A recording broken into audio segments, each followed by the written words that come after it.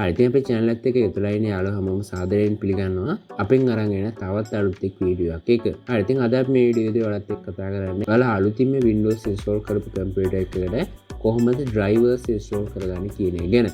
ඉතින් අපේ කලින් වීඩියෝවේදී අපි කතා කරා කොහොමද මේ Windows iOS image එක download කරන්න කියලා සහ install කරන්න කොහොමද කියන දේවල් ගැන. ඉතින් අද මේ වීඩියෝ එකේදී ඔයාලත් එක්ක අපි කතා කරන්නේ ඔයාලා Windows install කරපු කම්පියුටර් එකකට කොහොමද drivers ටික install කරගන්න කියන එක ගැන.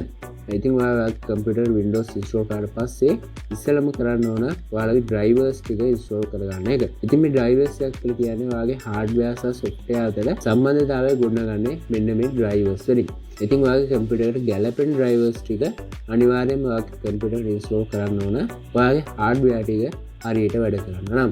ඉතින් උදාහරණයක් විදිහට කියනවා නම් ඔයාගේ PC එකේ graphic card එකක් තියෙනවා නම් මෙන්න මේ graphic card එකේ උඩරින් performance එක ගන්න මේ graphic card එකට අදාළ වන drivers එක ඔයාලගේ කම්පියුටර් එකට install කරලා තියෙන්න ඕන.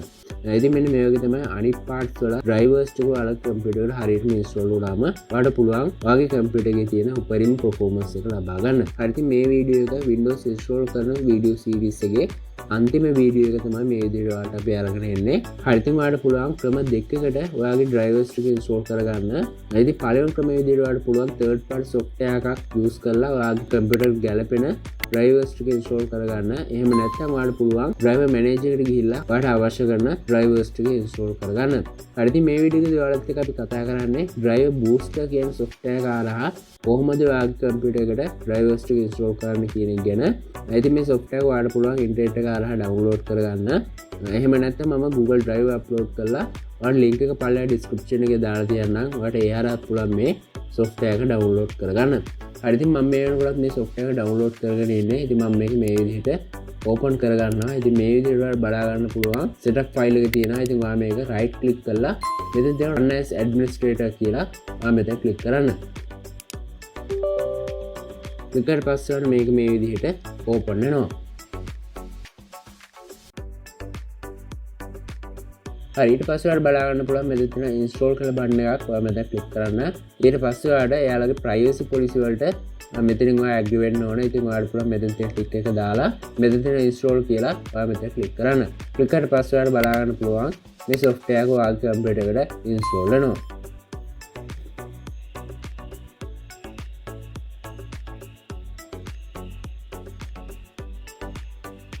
හරි මේක install වෙලා ඉවරනට පස්සේ බලා ගන්න පුළුවන් මෙතන scan now කියලා බටන් එකක් තියෙනවා. ඔයා මේක click කරන්න.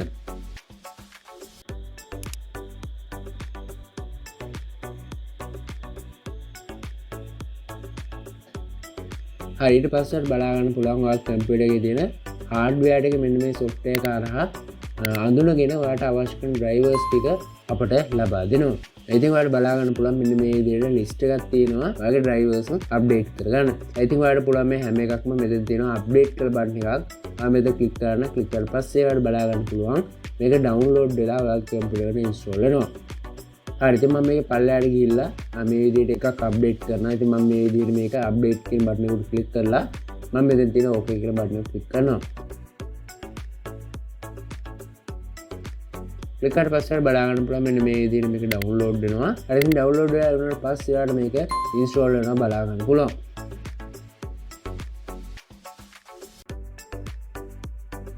හරි ඊට පස්සේ මෙතනින් බලා ගන්න පුළුවන් automatic reboot PC කියලා තියෙනවා. ඉතින් ඔයාලට පුළුවන් මේ drivers install වුණාට පස්සේ ඔයාගේ කම්පියුටර් එක reboot කරගන්න.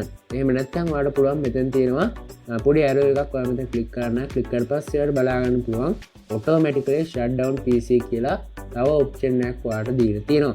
ඉතින් ඔයාලට පුළුවන් මේ option දෙකෙන් එකක් select කරන්න. ඊට පස්සේ ඔයාලට පුළුවන් මේ tick එක දාගෙන මේක active කරගන්න. ඉතින් මේ විදිහට පුළුවන් මෙතන තියෙන drivers සියල්ලම ඔයාගේ කම්පියුටර් එකට මේ විදිහට අප්ඩේට් කරගන්න. ඉතින් මම හිතනවා මේ software එක හරහා ඔයාලට පුළුවන් ලේසියෙන්ම ඔයාගේ කම්පියුටර් එකට අවශ්‍ය කරන drivers ටික install කරගන්න. ඉතින් අපේ channel එකත් එක්ක දිගටම රැඳී සිටින්න. මේ වගේ අලුත් වීඩියෝ එකක නැවතත් හමු වෙමු. ඔයාලට සුබ දවසක්.